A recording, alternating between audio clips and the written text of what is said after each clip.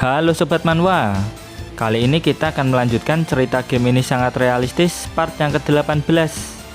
Di part sebelumnya, Shelter 404 kedatangan pedagang asing dari Red Riverton yang bernama Panjul alias Shiki. Dan di part kali ini, Choguang mendapatkan koin game arcade dari Shiki dan mengupdate game Wasteland Online ke versi alpha 0.3. Apa saja update-nya? Nggak usah basa-basi lagi, langsung pasang headset dan kita gaskan ke ceritanya di Manhwa Period.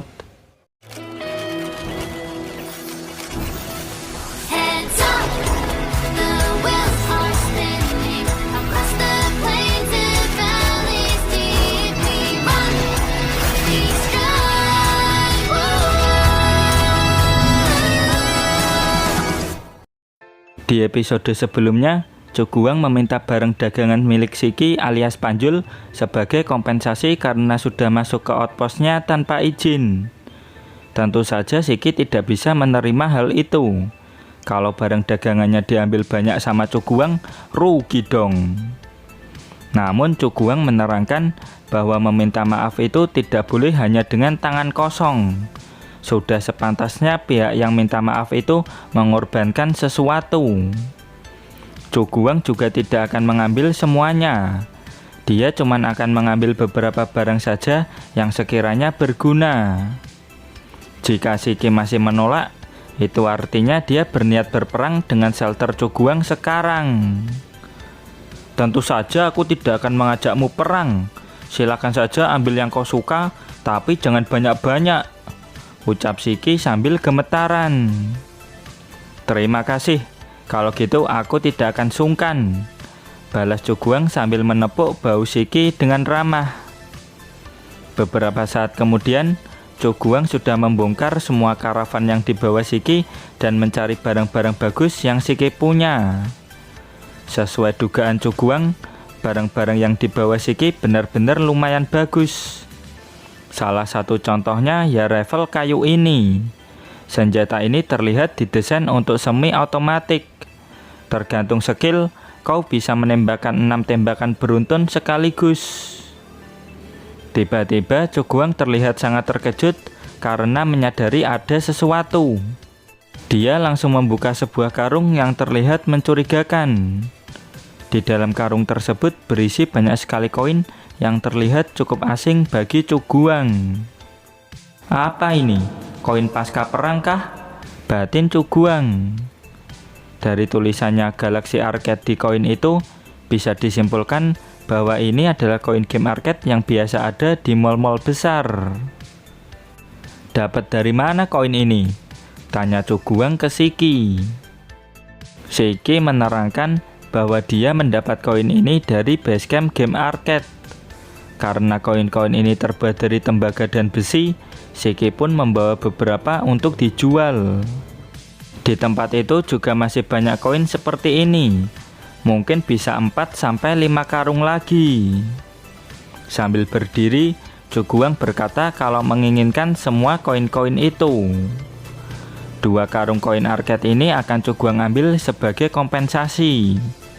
Jika Shiki ke outpost ini lagi, Choguang akan menukar 200 pon koin arcade dengan 8 pon daging asap. Berat 200 pon mungkin akan berisi sekitar 30-40 ribu koin. Dan jumlah itu cukup untuk satu karung sebesar ini. Di dalam bisnis, seseorang tidak boleh menggunakan perasaan. Hal ini Choguang pelajari dari para pedagang kapitalis yang ada di Wasteland ini.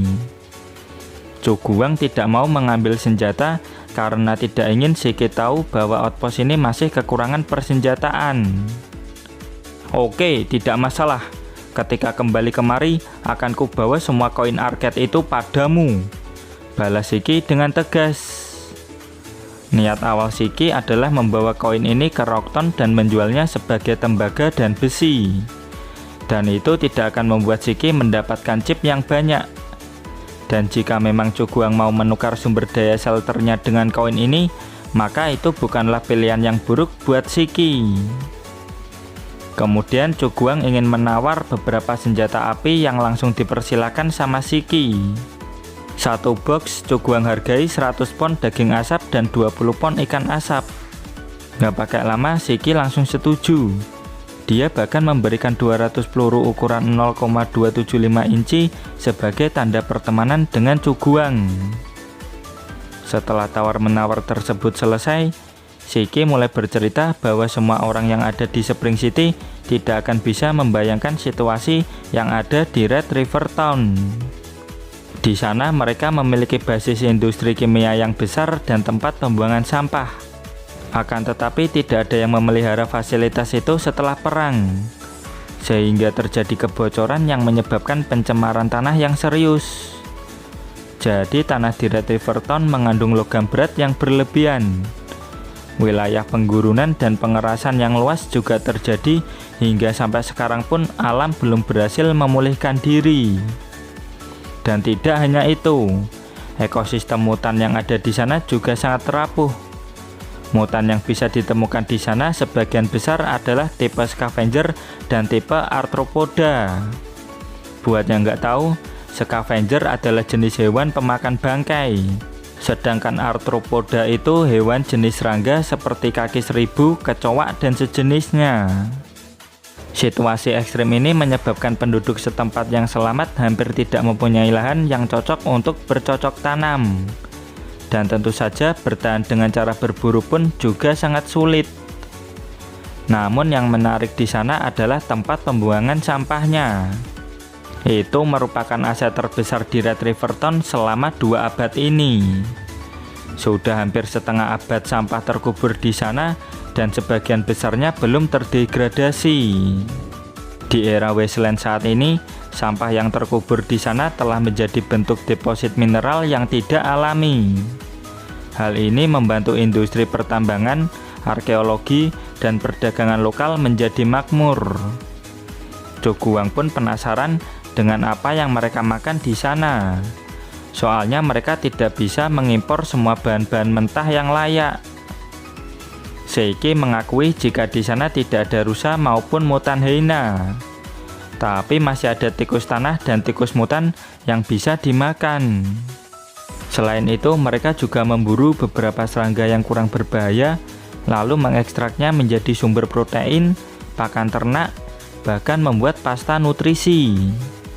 Contohnya seperti apa yang ada di dalam toples ini. Coguang pun penasaran terbuat dari apa benda aneh ini. Kalau dari bentuknya mirip seperti jeli ubur-ubur di film SpongeBob. Namun yang ini warnanya hitam. Shiki pun menerangkan bahwa benda ini tak lain dan tidak bukan adalah ekstrak sari kecoak mutan pilihan. Sontak Coguang langsung berasa mau muntah setelah mendengar bahwa itu berasal dari ekstrak kecoa mutan pilihan. Tidak bisa dipungkiri bahwa cairan mirip jeli berwarna hitam ini berasal dari protein dan minyak yang diekstrak dari kecoa mutan pilihan. Namun setelah banyak melakukan proses kimia, cairan jeli berwarna hitam ini sudah tidak ada hubungannya lagi dengan kecoa mutan. Kalau nggak percaya, coba aja, nih, ucap Shiki tanpa dosa. Nggak usah, makasih, balas Coguang. Kemudian Coguang ingin memastikan apakah Shiki ini tahu banyak tentang serangga. Dan tentu saja Shiki tahu. Soalnya hampir setiap hari dia selalu berurusan dengan serangga. Lalu, apa kau punya cara untuk mengatasi lintah? Tanya Coguang. Sontak Shiki langsung tahu bahwa lintah yang Coguang maksud adalah lintah mutan. Shiki menjelaskan bahwa lintah mutan cukup langka di Red River Town. Hal itu mungkin disebabkan karena di sana ada banyak semut. Semut? Semut apa? Tanya Coguang. Semut mutan yang dimaksud Shiki adalah semut Iron Becket. Ukurannya bervariasi, paling banyak sebesar ibu jari. Namun beberapa ada yang sebesar kepalan tangan orang dewasa. Semut mutan jenis ini memiliki kerangka luar yang sangat keras sehingga mampu menahan korosi. Mereka bahkan bisa memakan hampir semua hal. Dan kebanyakan mutan jenis moluska tidak dapat menandinginya. Buat yang nggak tahu, moluska itu adalah hewan dengan tubuh lunak. Sontak Cuguang langsung meminta Shiki untuk membawakan semut Iron Bucket itu ketika kembali nanti. Dan dengan senang hati, Shiki akan membawa beberapa semut itu buat Cuguang. Singkat cerita, Cuguang pun kembali ke dalam shelter. Sambil berjalan, terlihat jika Cuguang mempunyai ide yang menarik. Karena chip plastik bisa digunakan secara umum, hal yang sama juga berlaku untuk koin logam. Kedua karung yang dibawa Cuguang dapat menampung sekitar 60.000 sampai 70.000 koin. Setelah Shiki kembali ke sini, dia akan membawa lebih banyak koin lagi. Dan untuk skala kurang dari 500 orang, koin ini sudah lebih dari cukup. 1 koin tembaga bernilai 1. 10 koin tembaga setara 1 koin perak. Kontribusi awal akan dimasukkan ke dalam sistem kehormatan baru yang dapat digunakan untuk membeli status, titel, bahkan tanah pribadi. Pada saat yang sama, sistem mercenary, karavan, guild, dan legion yang akan diluncurkan di masa depan juga akan dikaitkan dengan poin kontribusi. Hanya mereka yang memiliki kontribusi besar yang berhak memimpin pemain lain. Hal ini tidak hanya akan memperkuat manajemen, tetapi juga sangat membatasi pemain yang akan menimbulkan masalah. Lagi pula, semakin tinggi nilai akun pemain, semakin mereka menghargai undangan beta yang diperoleh dengan susah payah. Kemudian mereka akan berusaha lebih keras dan secara sukarela menjaga ketertiban di dalam game. Menimbulkan masalah mungkin menjadi hobi bagi sebagian orang. Hal ini wajar karena itu adalah sifat manusia. Tak terasa, Cuguang pun sampai di ruang kerjanya. Cuguang sudah menyalin cukup banyak ide cerdik dari forum Wasteland Online. Sekarang waktu yang tepat untuk menggunakannya. Pembaruan versi Alpha 0.3 akan segera dimulai. Ada 3 pembaruan penting. Yang pertama, jumlah pemain beta ditingkatkan menjadi 50. Lalu ada sistem perekonomian baru. Dan terakhir, ada sistem kehormatan baru. Selain itu, ada 3 optimasi. Yang pertama, menambahkan beberapa spesies mutan. Yang kedua, sumber daya yang dapat diperdagangkan lebih luas.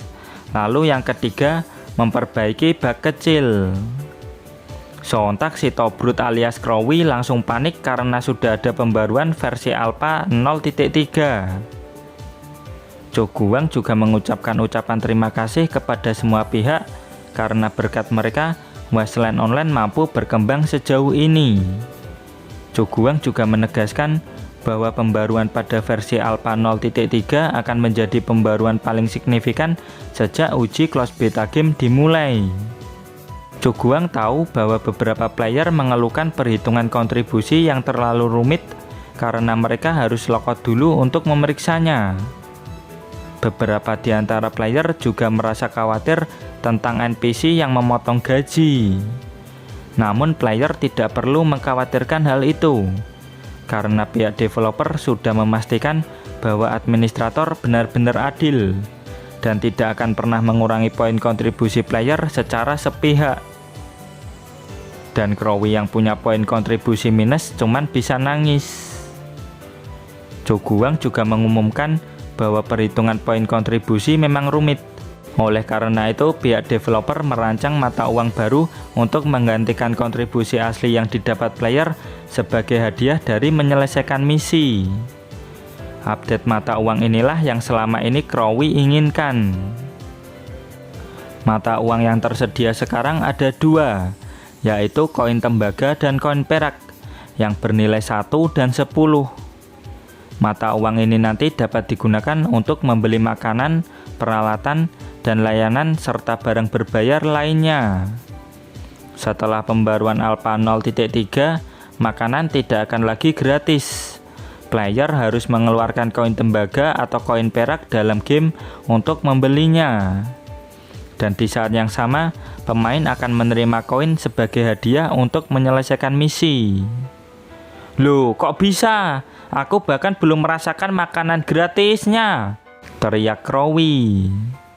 Selain itu, setelah pembaruan versi Alpha 0.3, Shelter akan memungkinkan penghuninya untuk memiliki properti pribadi. Peralatan dari Wasteland yang dibuat atau ditemukan player akan menjadi milik mereka. Hal itu juga bisa diperdagangkan dengan pemain lain atau dijual ke Shelter untuk mendapatkan hadiah. Untuk tujuan itu, developer secara khusus meluncurkan sistem gudang tambahan yang terletak di zona aman di pintu masuk Shelter.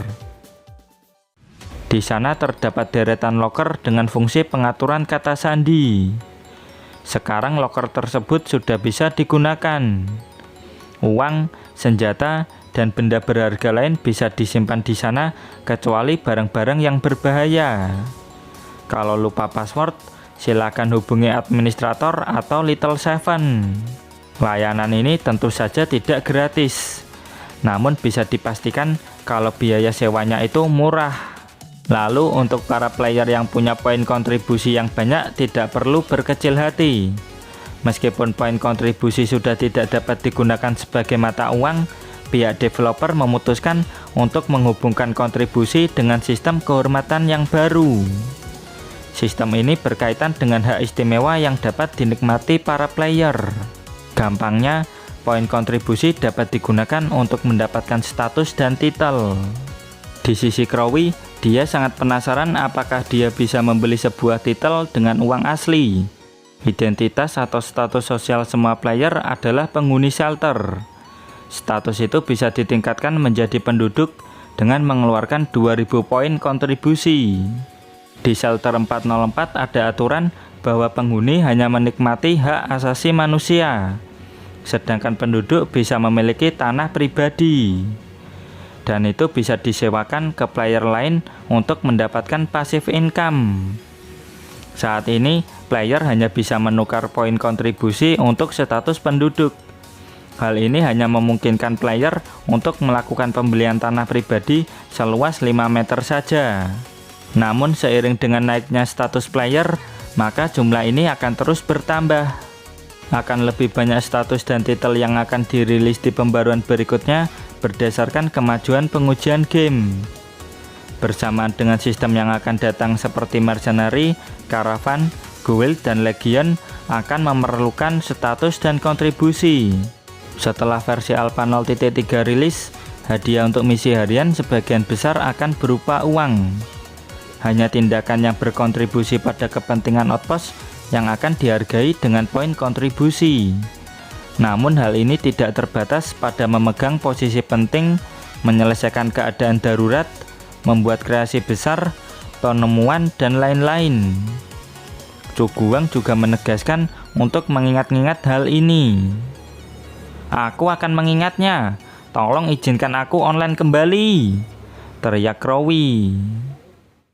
Cuguang menghabiskan cukup banyak waktu untuk memberikan informasi ini.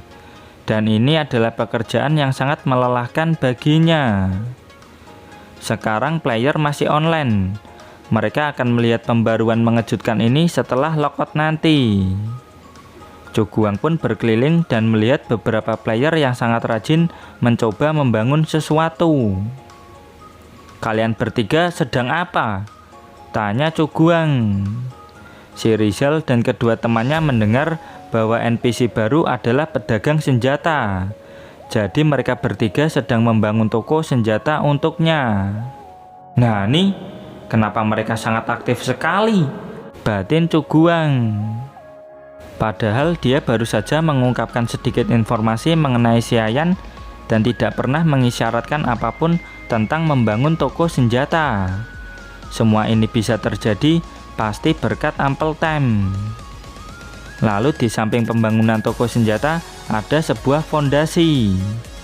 Rizal menerangkan bahwa itu akan menjadi pemandian umum. Mereka sadar jika mandi di danau itu tidak aman. Kemarin Whitehorse hampir kehilangan Johnny-nya gara-gara digigit sama lele mutan. Setelah diskusi, tim pembangunan shelter memutuskan buat bikin pemandian umum. Cuguang setuju saja sama hal itu. Dia juga tidak boleh tertawa mendengar cerita White Horse. Choguang pun memuji kerja bagus Rizal beserta teman-temannya dan menyuruh mereka bertiga lanjut bekerja lagi. Di sisi Bang Tomat, dia sedang memasak menggunakan wajan atau penggorengan baru. Choguang bertanya dari mana dapat wajan besar itu. Mereka berdua langsung mengaku bahwa mereka berdualah yang sudah membuat benda itu.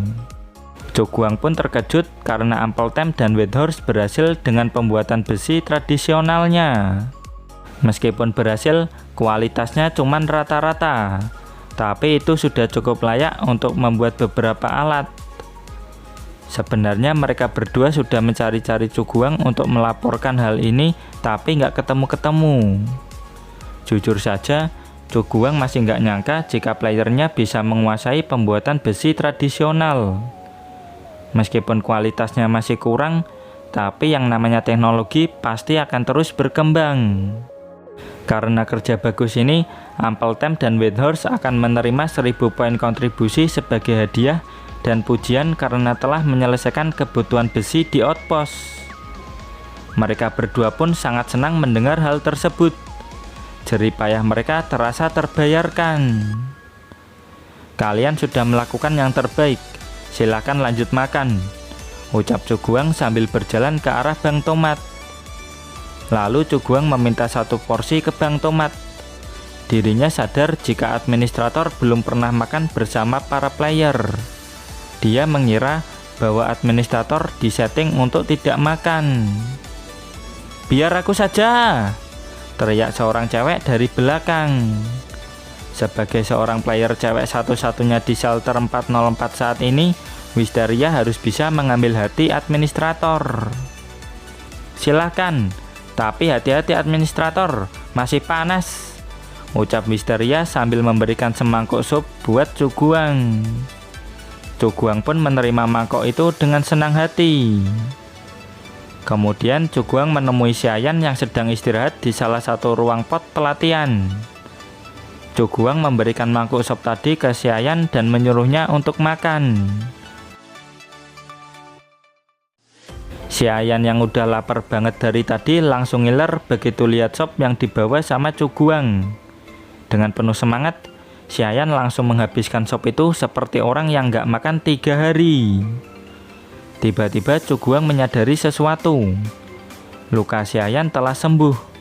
Meskipun kakinya tidak bisa tumbuh lagi, tapi korengnya mulai rontok dan daging baru mulai tumbuh. Ternyata efek injeksi nanoterapi sangat OP.